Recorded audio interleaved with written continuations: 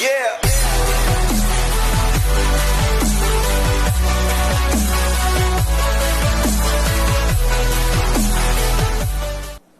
Hi there. I was raised by a mother who was a feminist and is a questioning Christian at the moment. And she finds that there's some contradictions somewhere in the Bible that states that male have to be dominant over women and women have to be submissive. So just from a Christian perspective, does God favor a gender specifically? And you know why? What I think, your mother has a fair question there. I don't think it's just in a vacuum or in any sense of just trying to be cavalier about it. Not just that. You think of the very nation that he chose, through whom to reveal himself. He could have chosen Rome. He could have chosen Greece. He could have chosen Babylon. In fact, William T. Ears, talking about it in a piece of poetry, said, how odd of God to choose the Jews. But then he went on to say, how odder still are those who reject whom God chose. God, I think, oftentimes in life, for the human life, chooses the weakest through whom to make his strength manifest. If you were to ask me what really makes this world, let me dispel one idea here. You often hear a statement, men are more cerebral, women are more emotional. Nothing is farther from the truth. But I'll tell you what I have found. Both are equal cerebrally, but women are more consistent in willing to let the thought be connected to the emotion. Men like to hide from the emotional ramifications of the thought. So if I talked to my mother, she'd immediately connect the emotion with what she was thinking. With my father, he could draw circles around it because he'd run from the feeling. I've talked to husband and wife. We were on a vacation once, and they had both lost a son. And the woman was talking to my wife and said, it has put such a strain on our marriage because my husband doesn't even want to talk about it while I'm breaking up on the inside. They both had the same thoughts. One was running from it. The other was willing to find the greatest bridge in life between the head and the heart. So even in theory, the whole idea is wrong. Secondly, some of the finest thinking in the world has been done by womankind. You see, A great success. so this myth has to be dispensed with. It's purely an archaic thing. But to your question, is the Bible dishonorable like this in gender? We've just had Joe Vitale, who is on our team from Oxford. She has just defended her doctoral dissertation at Oxford on this very issue and this very subject, demonstrating how strongly the Bible speaks of the equality of the genders and what it is God has in mind and the complementariness of the two.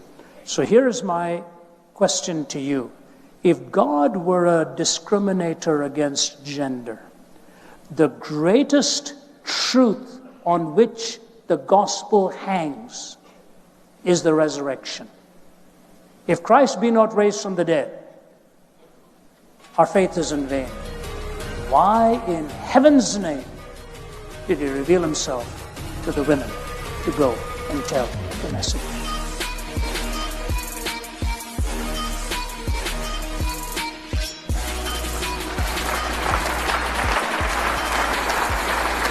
All of Easter hangs on the testimony of womankind with whom he trusted the entire gospel. When the woman with the alabaster ointment came to him and those were frowning about her, he looked at them and said, be quiet. Wherever the gospel is preached, there shall also this be told, what this woman has done to me in worship. He paid her the greatest compliment, that the gospel would be carried to the ends of the earth, and this story of this woman's faith will also be told. He goes to Samaria, and he sees a woman at the well with 5 broken, shattered marriages. She was ethnically barred from the society as it were, maritally broken and shattered 5 times. He made her the first evangelist to the Samaritan world. I'll be right here loving you. Gracious God, to remind us that none of us is superior to the other. We only have the same privilege of taking our distinctive and complementary strengths and carrying the message to the world. I can tell you this, I would never be here today if it weren't for the strength of my mother. When my younger brother was 7 years old, he was dying of double pneumonia and typhoid. My dad had given up. My family had given up. We were living in Delhi. The doctor came and told us my younger brother remains. She was today the chairman of the Department of Pain Management at McMaster University in Canada. He was 6 or 7 and dying. I remember seeing him in the bag of bones the last time I met who were 6 years older than him. And I walked away from there, bringing him goodbye. He was unconscious. My mother refused to leave. Refused to leave. We sat by his bedside. We were all worn to the bone, including my dad. And so 4 of us did that day and driving home. And all of us lying in the beds. This lost my mother. Mother sat by his bedside. Whatever she was doing, I was hearing sound. Days just by his bedside, my mom to God to rescue her son. Somewhere in the early hours of the morning, we had to move. We had really very much alive, just like worn out, broken. That need of life was coming back to him. And the next day, when we all were told to come back to the hospital, his eyes were open and his whole life given fresh strength. There was only 1 out of the 6 of us there who had the strength to sit by that bedside and watch what loomed as a tragedy and watch the triumph to turn into victory. Anybody who thinks that's weak and lesser doesn't understand reality. God is the God of humankind.